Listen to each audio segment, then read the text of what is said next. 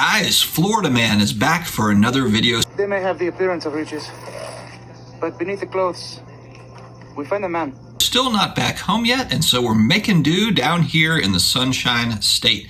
Today we got a good one. COMC top 5 sellers from last week. We're going to go through football, basketball, baseball, and hockey. Make sure you stick around.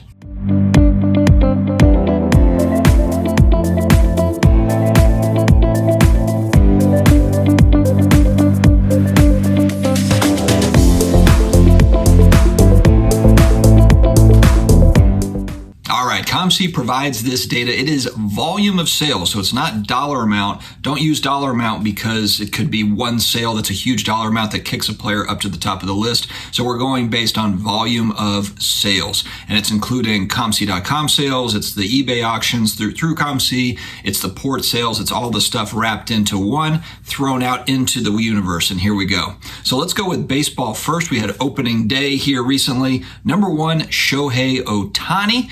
This guy is kind of like, what, the modern day Babe Ruth? Is that what people are saying? I'm actually seeing a lot more vintage card collectors talk about him. John Mangini, actually, I was watching one of his videos here recently, and he was talking about Shohei Ohtani, and so that kind of got my attention because he's obviously collecting a lot of the past players, a lot of the long-time Hall of Famers, and a lot of the pre-war stuff. And so if he's talking about Shohei Ohtani, then it's got my attention. Very interesting. Of course, he can hit, he can pitch, he can kind of do it all. Number 2, Anthony Volpe. I believe that is the Yankees prospect. We'll see how he does. Mike Trout sits at number 3. Adley Rutschman at number 4. And Wander Franco at number 5. There's talk that was Wander Franco starting to make a comeback in the card world. We will find out. Basketball. So outside of Michael Jordan, we have the top 5. Number 1, LeBron James. Still kicking. LeBron James still going. Number 2, Giannis. Number 3, Emmanuel Quickley. That's a new name on this list. Haven't seen him on here yet. Number 4, Stephen Curry. You might have heard of him. And then 5, Luka Doncic. What's going on with Luka? You know, everyone's kind of like, oh, does he even want to play anymore? The Mavericks going to give him some talent to play with? All sorts of speculation around Luka. What if they don't make the playoffs? What does that mean for card values? The reason why he's getting so much attention is because his cards are expensive. Fantastic player. Obviously, love Luka, love watching him play, but his card prices are way up compared to a lot of players that similar stats and maybe have been in the league longer than him.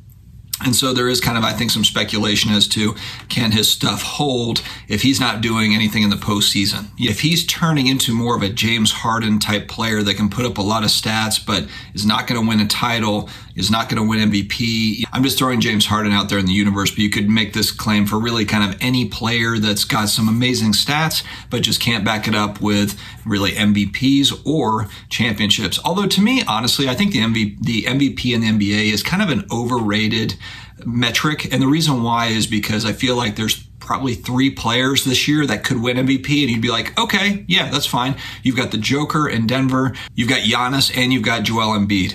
3 guys where if they won, it could be like, yeah, I could see that. So, you know, whoever's going to win that second and third place person for the MVP race was an incredible player with an amazing season.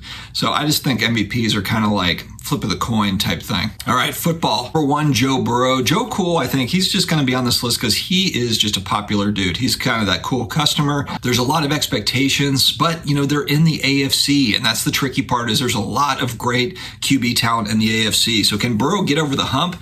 Burrow's best play probably is for him to eventually come to the NFC, maybe to my Saints. Just saying, LSU connection. Come on back, brother. You were at LSU doing good things. Come to New Orleans and let's win a Super Bowl here.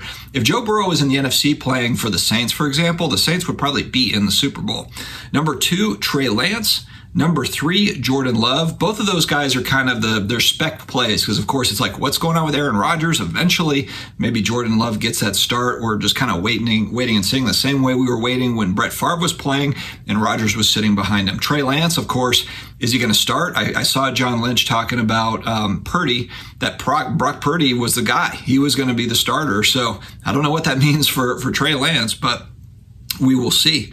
Number 4, Aaron Rodgers. Number 5, Justin Fields. A lot of speculation on Fields, I think, just because, you know, he's not in a tough division. If they can kind of put some pieces together, the Bears are one of those teams that could be sneaky in that NFC North. So will Justin Fields kind of evolve the same way that Jalen Hurts did?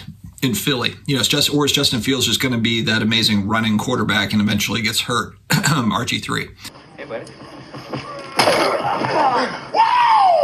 Hockey, number 1, Connor McDavid. Number 2, Alex Ovechkin. Number 3, Sidney Crosby.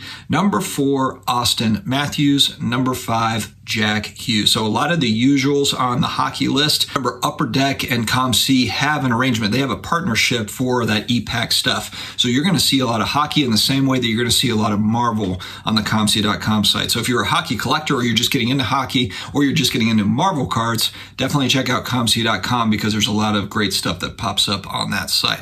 All right, guys, thanks very much for joining me here today for top 5 sellers from last week. COMC, stay healthy, stay awesome, and I will talk to you again later.